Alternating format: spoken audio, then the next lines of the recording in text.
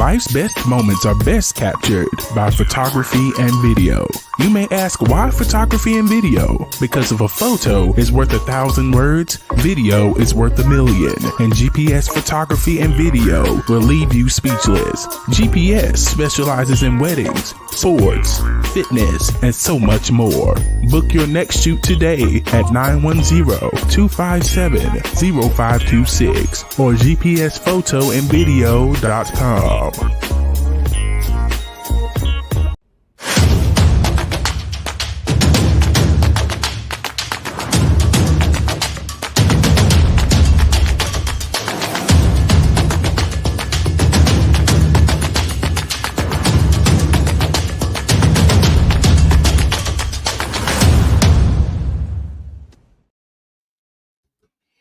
Welcome to the Amazon's podcast. I'm Glenn Young, owner of Amazon's Fitness Magazine. Celebrate the female physique. Subscribe to AmazonsFitMag.com.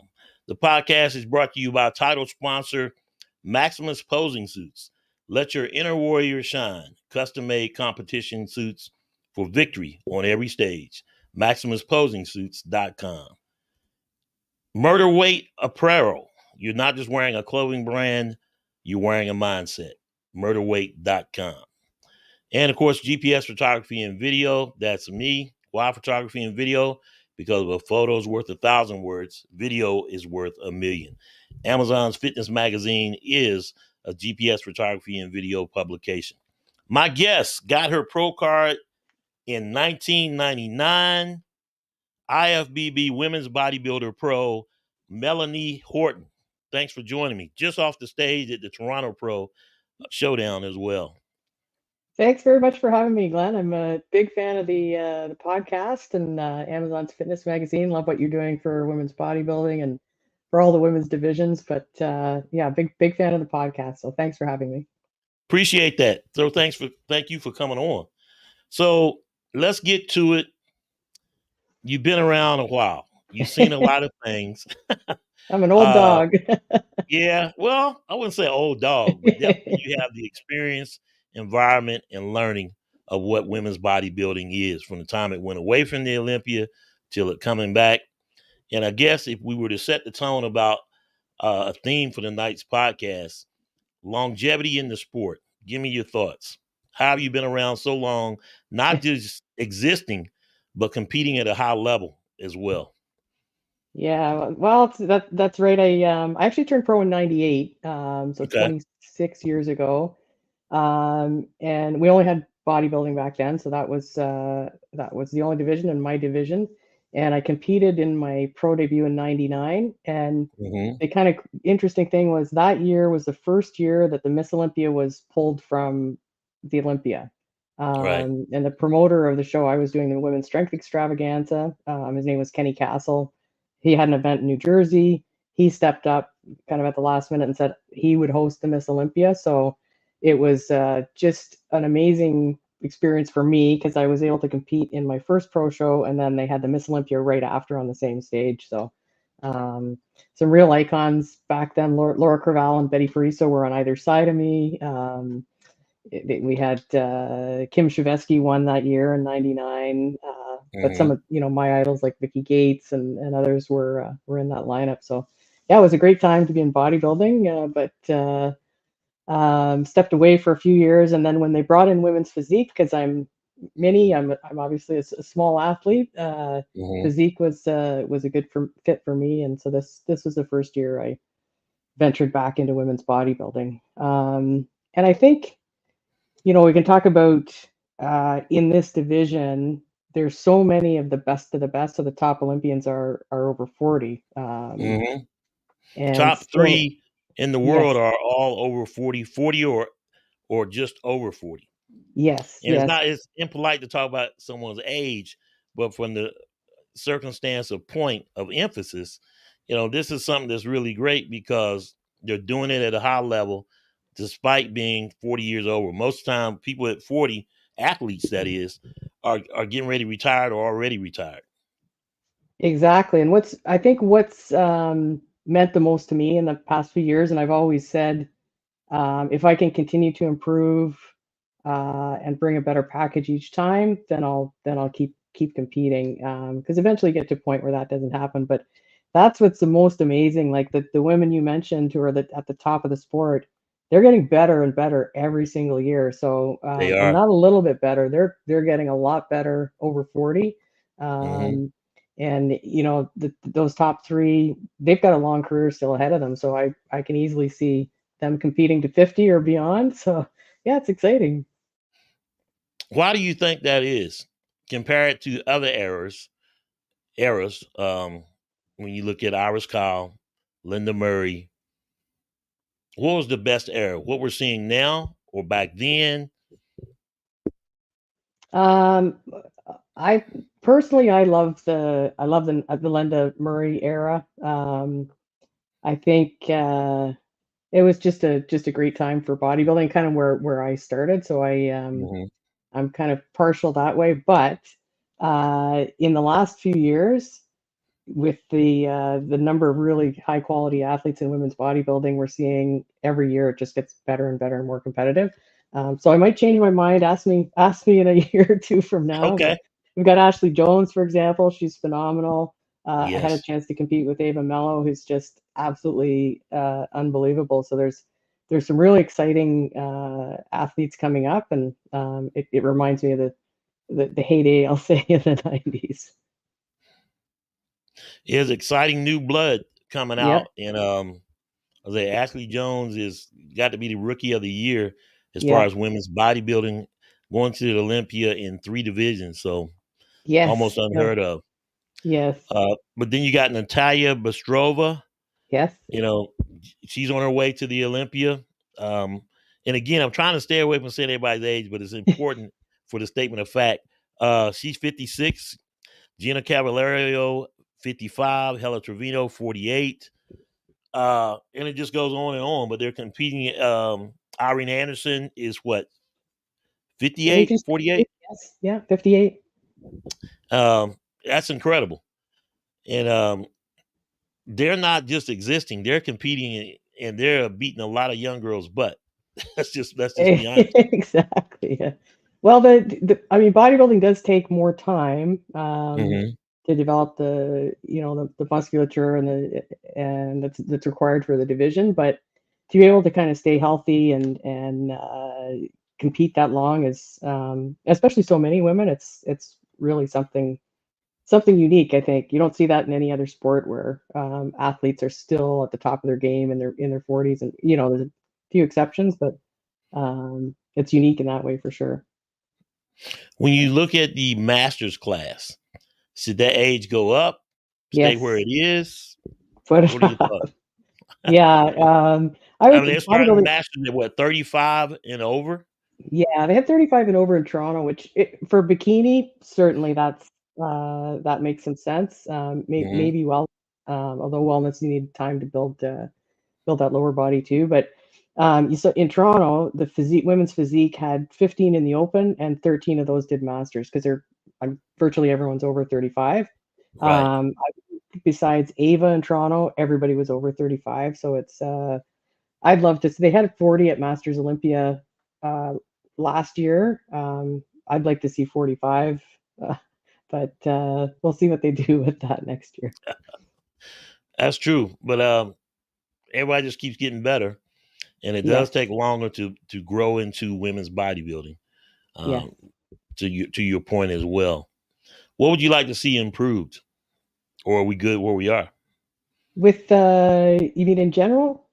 In general, with women's bodybuilding specifically, what do you think? I think you probably we've heard a lot about. It would be nice if the prize money was prize Hmm. pool a little bit richer in bodybuilding. A lot of the other divisions are getting strong support. It's been a really good year for the IFPB with some big sponsors stepping up, but specific to certain divisions. So there Yeah, isn't anybody Wolfpack. who's come. Yeah, Wolfpack with wellness. Yeah. yeah, nobody that's come forward for women's bodybuilding yet, but that still might happen. We'll see. But and then also more events would be great. It was wonderful that Alina's added a show this year. There's a new Yes. show in California, Anaheim. Anaheim, yes. In Canada, Canada's always supported women's bodybuilding, the Toronto and the Victoria show. So we've got two women's bodybuilding pro shows here, which is good.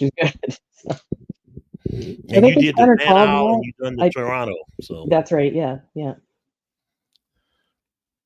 when you look at it, and I'm looking at the list now, what's left?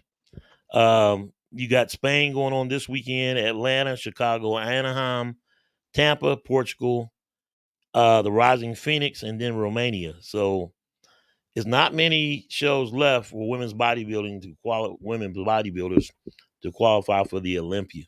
And so we just have to wait to see how all this shakes out. You've done Yeah. 2 shows this year so far, right? That's right. Yeah. How many more you got in you? What are you looking at doing? I think I've got one more. The plan Okay. had been the one I really wanted to do was Linda Murray's show. I have such a huge amount of respect for her, and anytime I've met her in person, she's just so generous with her time and advice, and she's so good for the sport. But the financially to get to Atlanta and the hotel and everything is it's expensive. Yeah. So I think we're just going to do Chicago's close for me. So Okay. a flight, and they have the Masters too. So I'd wanted to do a show in Masters this year as well. After the first two, still kind of on the fence about whether I'll stay bodybuilding or go back to physique. I'm kind of on my heart's in bodybuilding. It always has been, but Yeah. I'm a little bodybuilder, right? So And 5 weeks then isn't enough Chicago time is to build the limit. 18-19, Yes, 18-19 July. So yeah. yes, yeah, yeah. Tell It'll be me good. overall, since you've been competing, what's been the judges' feedback from the earlier in the 90s up until now, your last 2 shows? What's been the judges' feedback to you? So when I first started out, like at the national level and as an amateur, I was known for they call it a complete physique. So I've got detail. I have detail in my physique, and I also sort of have developed a reputation for conditioning. My legs were always kind of my lagging body part, Hmm. but we've worked really hard the past few years to bring them up. So I'm happy with the improvements, but it's mainly just size, Glenn. It's in women's bodybuilding that kind of makes it difficult. I'm a huge fan, obviously, of Sean Clarita because he's done so well in open Hmm. at quite a smaller stature and smaller body weight than some of his peers. So he's a big inspiration on the guys' side. I don't know if do you remember Sue Price? Yes. So Sue Price, Valentina Chapiga, Juliet Bergman, they were all kind of role models for me because they were all smaller Hmm. stature. And when we had lightweight women's bodybuilding, of course, Valentina and Juliet were Miss Olympia in the smaller version. But I guess with physique, the IPV probably won't introduce a lightweight class. But So you would love to just go back to women's physique division since it came out, or you? And I know to your heart you said you love women's bodybuilding, but are I you a just feel better in my fit for element, women's but physique? I Huh? feel I feel in my element in women's bodybuilding. That's where I feel at home, I'll say. Hmm. But and the feedback's been kind of mixed from the judges from Victoria and in Toronto that and Hmm. other people I've spoken with that I'm kind of in between. So I've got density. It's really just a size that I'm missing. Excuse me. Bless you. Yeah, thanks. I don't know what it is. So size, and then Yeah. you got to look at it. You mentioned Sean Clarita. Yes, I mean, he went toe to go against the big boys, he did. and I gotta say, does size matter, or is it conditioning? Is it Uh, taller versus shorter? Size, symmetry, and all these terms that come out. But if someone that's shorter and they're more in condition than someone that's taller, who may take a little bit more time to put on that muscle, then the shorter competitor takes out the larger one or the taller one. yeah. It's a whole package, right? So if you look at Ashley, even Angela, they're shorter stature, but Hmm. their frames are both very full of dense muscle, so they look like bodybuilders, right? Right. So it's in one sense it's a little bit easier to fill out a smaller frame. If you got smaller joints, muscle looks bigger, right? So um, I'm just a little bit shy of that threshold where I'd really fit in the division, but we'll see for Chicago. I'm going to decide when it gets closer and make the call then. What do I you got think? you. Well, I mean, that's the thing. People always ask me who you want in this contest, who you want in that contest, and I'm a photographer. To me, Yeah. everybody looks good, and Yes. photographers are the quintessential participation trophy because we love everybody. Our Yeah. job is to not mess up that photo shoot after you've been in training and conditioning for 25 weeks, 16 weeks, as the case may be. You can't mess that up, but leave an indelible memory for everyone to see. Because, and that's the thing about it. When you train along, you got to take photos. You got to take as many photos as possible, because then you get out there, you start. Everybody has a war story over the time, and I said, "No, you weren't like that." Then they start seeing the photos and like, "Whoa, you really were all that." So to me, everybody looks good. I like them all. I like all six divisions because all six divisions to me are Amazons, and so it's hard for me really to pick. But as I always tell everybody, it's going to shake out on the stage as to Yeah. who's the best of the best. And Yeah. so You I'll got to leave kind that of to the judge. go where you feel most comfortable. And Hmm. like you say, the judges will kind of point you in the direction you need to be. So yeah, and on the photos, 100% agree with you. That's something earlier in my career I regret not Hmm. doing more photo shoots and getting more get do anybody who's coming up, don't miss out on that opportunity because you'll really value that in the years to come. So it's important, right? Yeah, it is. What would be your advice to young competitors coming up? Um, I guess I could say both old and new, but especially those that are coming into the women's bodybuilding division. What advice would you have for them to give to them? I think, and you probably hear this a lot, like consistency is the name of the game. That's really the big key to Hmm. making progress and getting better each year. Um, and yeah, like it's not just about the contest prep and the contest, the stage. This is for a lot of us. This is it's a lifestyle. It's a year-round thing. So you really got to love it because there's sacrifices that have to be made, right? Yeah. So, but if you're passionate about it, then that's there's lots of rewards to be had. So, And Tina Chandler, she's coming back. She's doing yeah, the Atlanta Pro. yeah. She's been away for 10 years. She'll be 50, so another case in point. I thought we were going to see Iris come back for a second there. I was hoping because I'm like, they kicking around and like, hey, She still looks you don't good. don't want to poke the bear. Yeah. you don't you do not want to poke the bear. Even And off the stage, Glenn, like Lenda looks phenomenal. you know, she does. And I'm like, everybody's keep talking that noise. Hey, we get that prize money up, who knows gonna come out. Yeah, Because, with all the experience and time and everything they have, they would still kick a lot of girls' butts. I'm just saying. yeah, They yeah. wouldn't be, they would be in first call out, you know. For sure. And I'm speaking from the heart. You can always be victim of the moment, but Iris Kyle and Linda Murray would still kick a lot of these girls' butt. I mean, I'm just 100%. I'm just saying. Yeah. Definitely wish they Like would still do photo shoots because and that's the whole thing.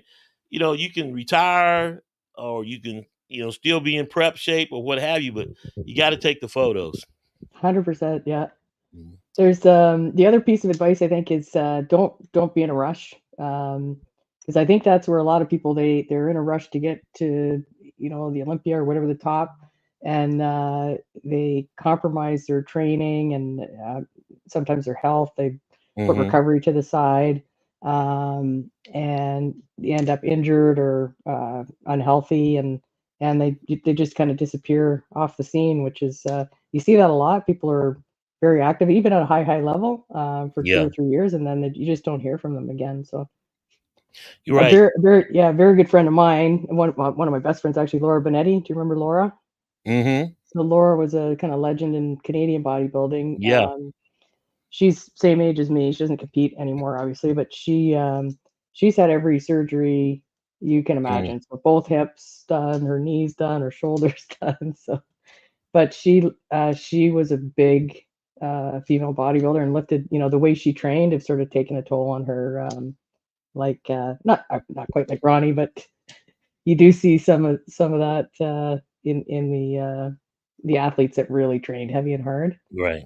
So you got to be careful with that too. And there are no shortcuts. Well, No everybody still shortcuts. think Yeah, that they can, yeah, When you look at how long you've been competing, and the one word we need to talk about is sacrifice. You yes, always had a solid family support base. Your son is going to be studying kinesiology. Your yes, daughter just graduated. She's going to be a teacher. yes. Um, how big or how important it is to have a stable family support group behind you? I think it's really important. I know everybody doesn't have that. So for me, and especially with my kids, I stepped away from the stage for a time when they were young, but was able Hmm. to stay involved as a promoter and as a judge and in other ways. So it's always been kind of part of my life. And the one thing I found when I came back to competing was that Hmm. in my early years, it was all consuming. So it was just I shut out kind of every other part of my life. You just sort of go into a bunker and prepare for the contest. But I had to because I had a family and a career and everything be a little more balanced. Hmm. So you can still be 100% committed to your sport, but without completely sacrificing, family and your other commitments. So, and yeah, it's great. My son comes to the gym now with me. He's very. We went to the Arnold Classic together this year, so that was Hmm. that was pretty cool. So yeah, It's ironic that he's studying kinesiology. Did yes, either of your children want to go in and compete? he would love to. I think Mhm. he played high level hockey's big here, but he also played baseball. So he was a pitcher. So he looks like a pitcher. So he's very tall and lean, but he loves the classic men's physique division. So um, I think if he can put on some size, I'd probably see him on stage. And he says 2 years he wants to try it. So Okay. yeah, Have he's they 20. told He's you still to young. stop? No, no, they love it. Okay. This was the Toronto was special for me because it's the first time they've seen me compete. Mm. So having my family at the show was a first, and it was pretty special. So Yes, it always is. You got that family support. I yeah, remember playing ball growing up. You're always looking at the stands to see if your parents came or yeah, your friends or whatnot. Well, yeah, it means a lot. yeah, yeah. So you are in what part of Canada? Just outside of Toronto, so northwest of Toronto, Okay. place called Woodbridge. Yeah, Okay. So that was like a home game for you. yeah. It was like literally 10 minutes down the road. So we're near the airport, so it's yeah, Okay. So you right there. right there. So do you coach as well? Do you have competitors? I've started getting into coaching more just in the last little while.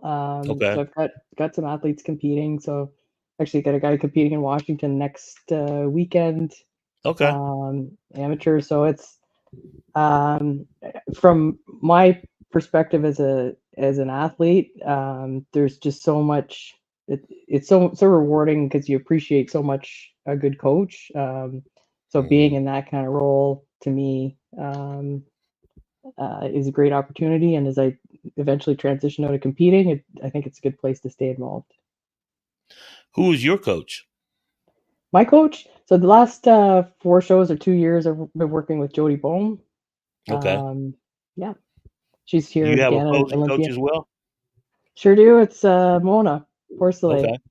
So Okay. Mona is, Mona? Hmm. Yeah. So So how she's long you been working with her now?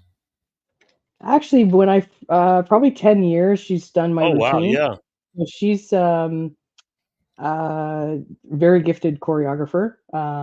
So she's always kind of been my go-to. But this year, in particular, she really drilled me on mandatories and transitions and everything like that. So this is probably the first year, and with bodybuilding, wanting to try that, we put a lot of work in, and she spent a lot of time like just on every little detail. So She so knows that's you really well. she does for sure. She's just she's coming back to compete. She's taking the year off for massage therapy school. Hmm. So yeah, but she's great, great poser.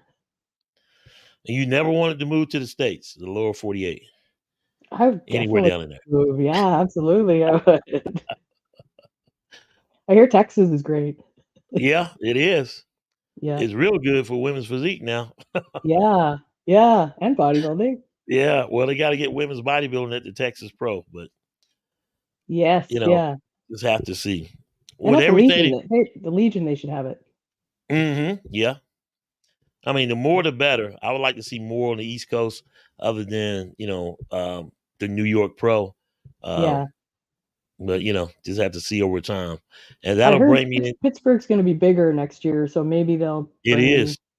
Be women's nice if they would bodybuilding. bring women's bodybuilding. Yeah, Yeah, it's going to be an expo, so I got that on my calendar. It yeah, always usually lands on Mother's Day weekend, yes. and so that can be tough too, because you can't miss Mother's Day. But yeah, my plan is to go to that one next year. Yeah. Is that close for you? Well, it's still about 8 or 9 hours, but I went to Yeah. school in West Virginia, and I Oh, have a nice. Okay. brother in Morgantown, West Virginia, which is like 90 miles from Pittsburgh. So Perfect. that's why I like going to the Arnolds, because my sister and I got a lot of other family, as well as my sister, in Columbus, Ohio. But Oh, then when good. they got rid of women's physique, it's like, and they never Yeah. really had women's bodybuilding. So basically just Yeah. go for the expo in the other divisions. It was good this year, though. Oh yeah, I mean it's great every year. It's just missing Yeah. women's physique and women's bodybuilding. Yeah. I mean it's Yeah. great for the other you know, divisions, and there's no figures. So the other three divisions, bikini and wellness and fitness are there. So Yes. Yeah. and Ariel Kadir, that's her show. And she Yeah. has that on lock. Unlock. Yeah. And then the fitness, they're always great to see, because, you really should have to buy two tickets, one for the posing and one for the routines. I mean, you almost Yeah. could just have just a show of just the routines, and For give them an sure. extra 60 seconds just to see, because that's phenomenal what they're able to do. Yeah. So, They're pretty incredible. Because and once you high go flying and through, great risk, and I hate the injury with any sport. You hate the injuries, but yeah. last year's Olympia, ooh man, Missy Truscott and then Whitney Jones, Yeah. and Whitney Jones walking around, his shoulder just hanging on, and she's still doing it. I'm like, hey, you showed me, she has a high level for pain, and that's very inspiring. Yeah. Yeah. We got I'm gonna when you let talk about Missy, we hmm, got a lot of Missy. She's Canadian, Truscott. right? Chris Bumstead's Canadian. Hmm. Yep. Yeah. Okay. Jen Canada's got Drury. some athletes. Yeah, but we're missing. We need to get Mona back because we're missing Canadians in the women's bodybuilding at the Olympia. So Yeah. What's going on with that? we got to get It's Mona like, back. the Russians are spinning up. Spain, Yeah, Brazil is taking over wellness. I mean, hey, yeah, yeah. so just have to see. So I'm gonna let you out of here on this question. All right. Women's bodybuilding. How do you market it to promoters to put women's bodybuilding at their show? You hinted on prize money. You hinted on a number of shows. From the promoter's perspective, last year women's bodybuilding wasn't showing up. This year women's physique is not showing up. What's the fix? You as a women's bodybuilder, if you're in a room with a bunch of promoters and you want them, which we do, want them to bring women's bodybuilding to their show, what do you say to them? Well, let me indirectly answer that question. I've been kind of watching what happened with St. Louis. Was a smaller Mm, show, and then Jack and yep. Antitone came out. That was the first show I did in women's physique. Was the Omaha Pro. Um, and I don't know if you saw what they posted recently, but they could very easily have canceled women's physique at Omaha. There was talk of doing that. I wish they'd bring back Mm-hmm. bodybuilding as well, but they've kind of taken a different approach. They're offering like free exhibitor booth space to the athletes. They've increased the prize money for women's physique. Yeah. I think like more than of the top three. It's going to go to top 10. So I think they're on the right page. I would be very surprised if that isn't one of the best attended shows next year, the Omaha Pro. Mhm. Yeah, I think they had 14 competitors this time It was for good, women. yeah. They're really serious about building it for next year. So I think something like that would be great. Mhm. Obviously, what Sarah Villegas has done in Texas is exceptional, but that's somebody with Yes. the financial resources to be able to put forward a pretty lucrative prize package that draws it. You know, it'll be the biggest show this year for sure in physique. So Mhm. those two I don't things. know. Tampa, Tampa's Tim always Gardner, good, yeah, yeah, he always kicks ass with women's physique. yeah, Still has the record as the most women's physique at his show. yeah. I forget what year that was, but he was up around, I think, 37, 40, 40 competitors. yes, yeah.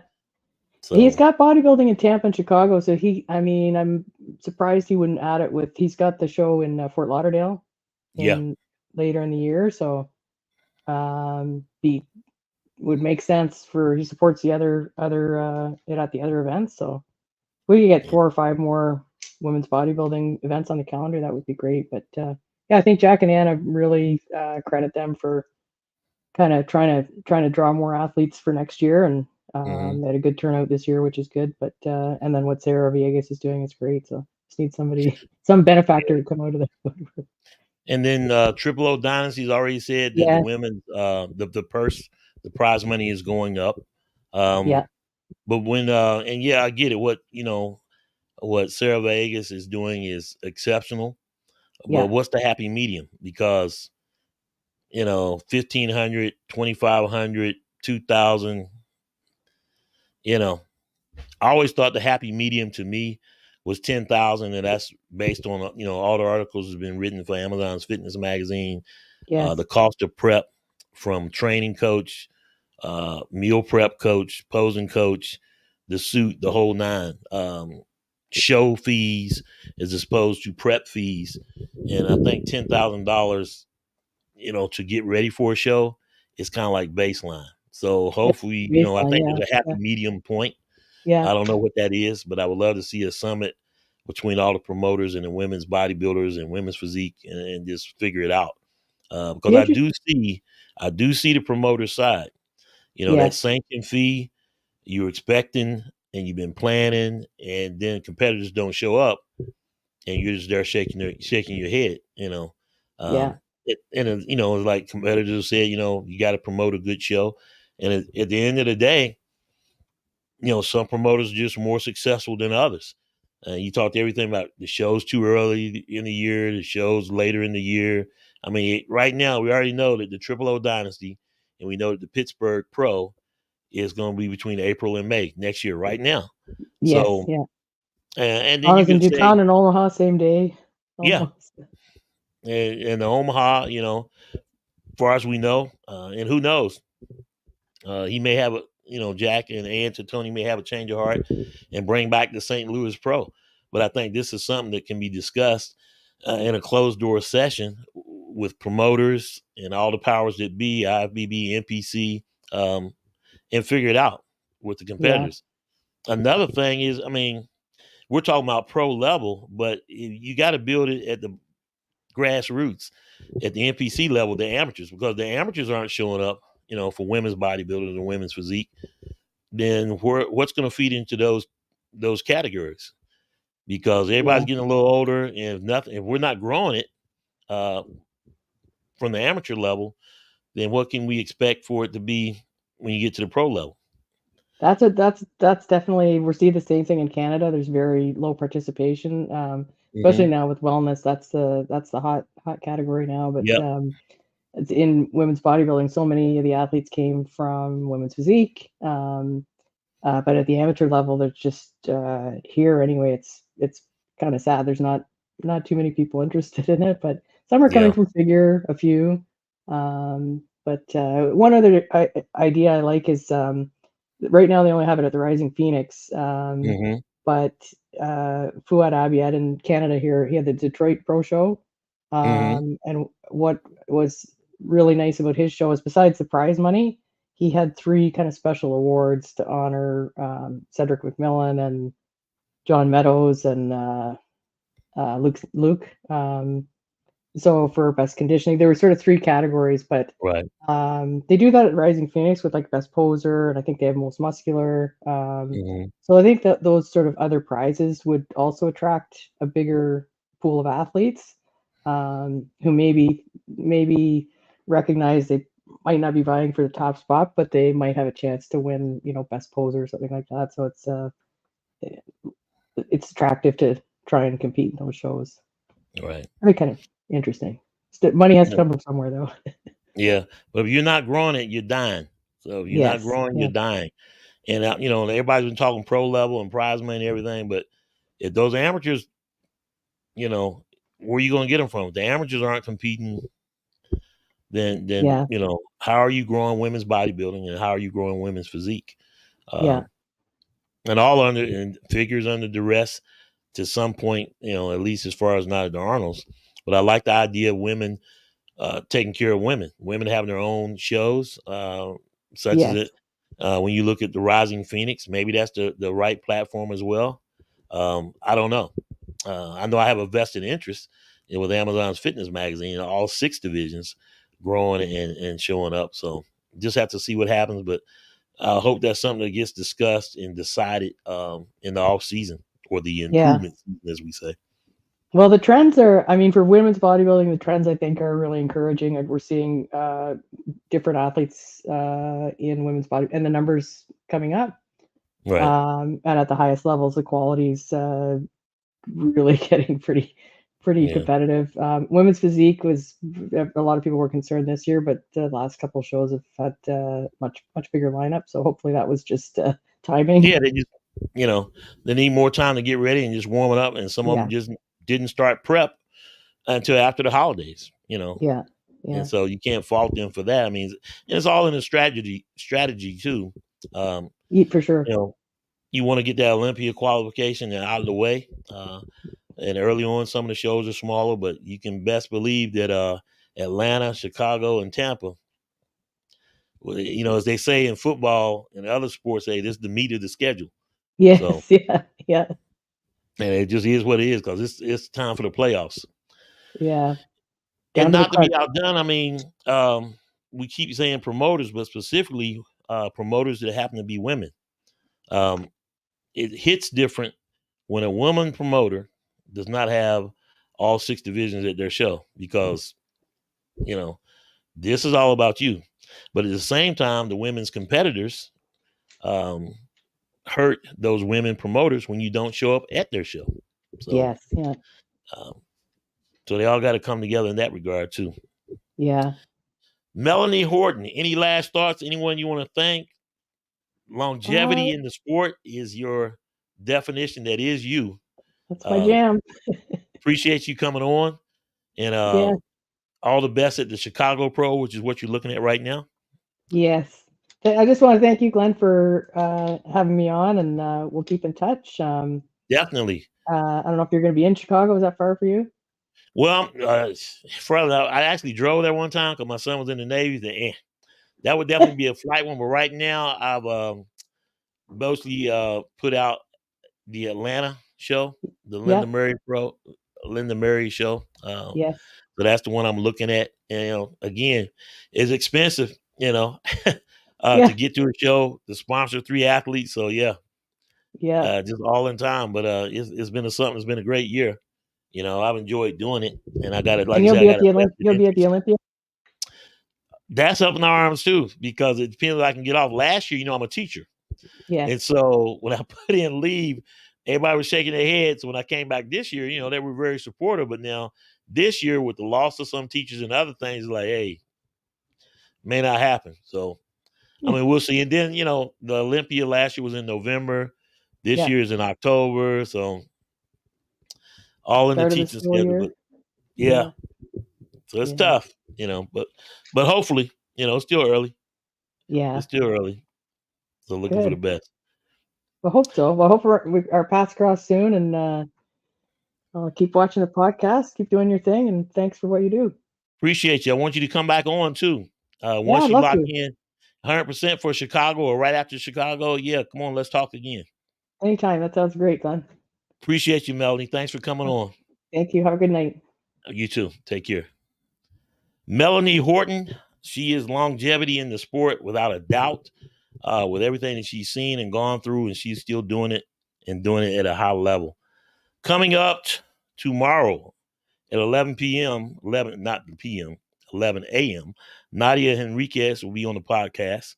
And then at 4 p.m., Amanda Almodovar will be joining the podcast, which is a reschedule from last week. So looking forward to talking to her. I would say, hey, support all the shows that you can. Support both the promoters and the athletes. And at the end of the day, it's going to work out. But everyone's got to support each other. And when you buy a ticket to the shows, you do help the promoters out. And so get the live streams and everything else that you can support women's bodybuilding. I'm Glenn Young. Celebrate the female physique. Subscribe to Amazon's fitmag.com. And I will see you tomorrow at 11 a.m. with Nadia Enriquez, and then at 4 p.m. with Amanda Almodovar. Talk soon.